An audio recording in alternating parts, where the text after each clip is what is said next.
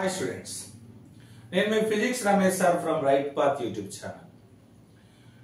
Intermediate first year second year కి సంబంధించి విద్యార్థులకు బేసిక్ లెవెల్లో ఎంసెట్ లో ఏ అంశాలైతే రావడానికి అవకాశం ఉందో రైట్ పాత్ యూట్యూబ్ ఛానల్ ద్వారా విద్యార్థులకు అందించేటటువంటి ప్రయత్నం మనం చేయబోతున్నాం.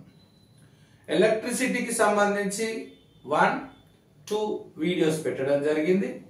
ఈరోజు కూలుంబ్స్ లా అండ్ రిలేటివ్ పర్మియబిలిటీకి సంబంధించినటువంటి క్వశ్చన్స్, ఫార్ములాస్ ఏ విధంగా రాబోతాయి ఒక చిన్న వీడియోలో మనం విద్యార్థులకు అందజేయబోతున్నాం. ఉచితంగా రైట్ పాత్ అందిస్తున్నటువంటి ఈ సేవను మీరు కూడా విద్యార్థులకు పరిచయం చేస్తే మీ వంతు సాయం చేసిన వారుగా అవుతారు. రండి చూద్దాం. ఇక్కడ మనకి కూలంబ్స్ లా అంటే ఏమిటి మనకు తెలుసు. 2 electrical charges are separated r distance in vacuum or in air. రెండు ఎలక్ట్రికల్ చార్జెస్ విద్యుదావేశాలు r దూరంలో ఉన్నాయి. వాటి మధ్యన గాలి శూన్యం ఉన్నప్పుడు formula F0 equal to 1/4πε0 Q1 Q2 by r square. ఇదే ఆవేశాల మధ్యన నేను వేరే పదార్థాన్ని ఉంచిన, అది గ్లాస్ కావచ్చు, అది వాటర్ కావచ్చు, అది ఏదైనా మెటల్ కావచ్చు. So I'm placing same charges in same distance in other medium except air or vacuum. That may be glass, that may be water, that may be metal. Then this is the medium. Now ikkada what is this epsilon naught here in vacuum? Epsilon naught anedi air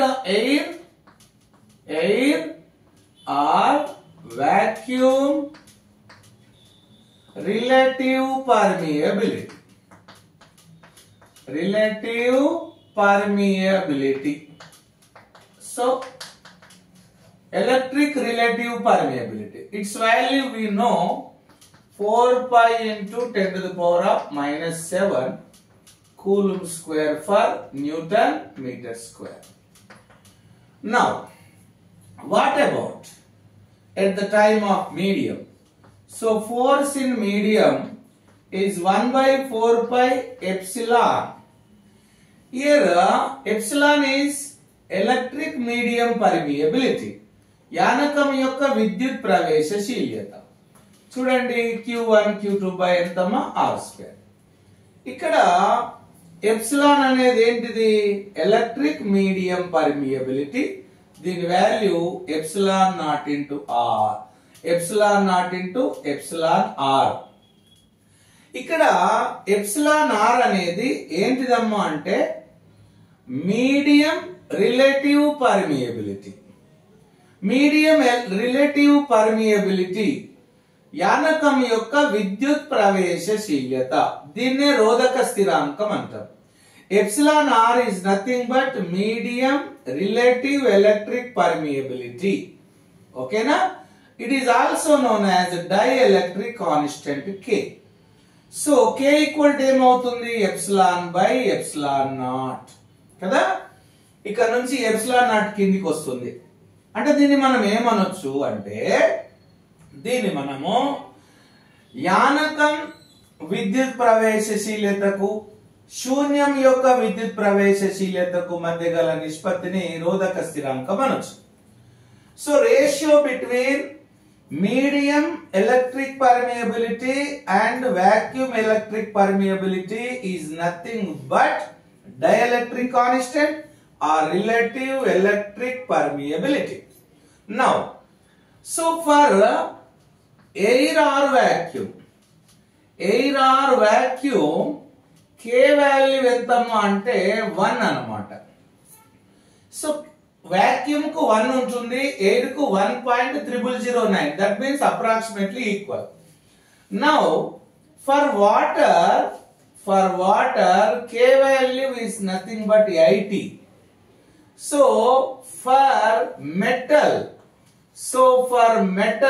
K value is infinite కదా.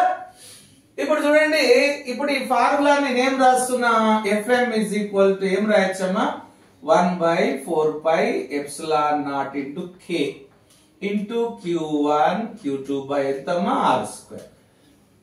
రైటా? మీరు ఇప్పుడు చూడండి, ఇక్కడ గాలి లేదా శూన్యానికి ఉన్నప్పుడు K value ఎంత రాస్తాం, ఇది వచ్చేస్తుంది 1/4πε0. అదే మెటల్ ఉంది అనుకోండి, మీరు ప్రాబ్లం చేయవలసిన అవసరం లేదు. K వాల్యూ ఏమైతుంది, ఇన్ఫినైట్ అవుతుంది.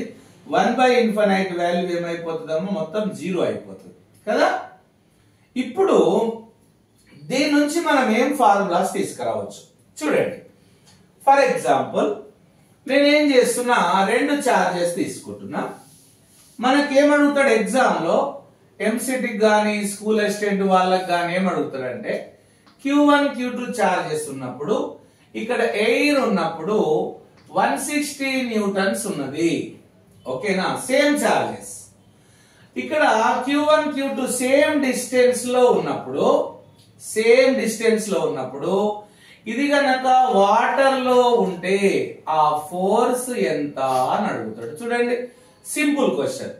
So is giving force when the charges are in air and asking what about the force when the same charges in same distance are in water.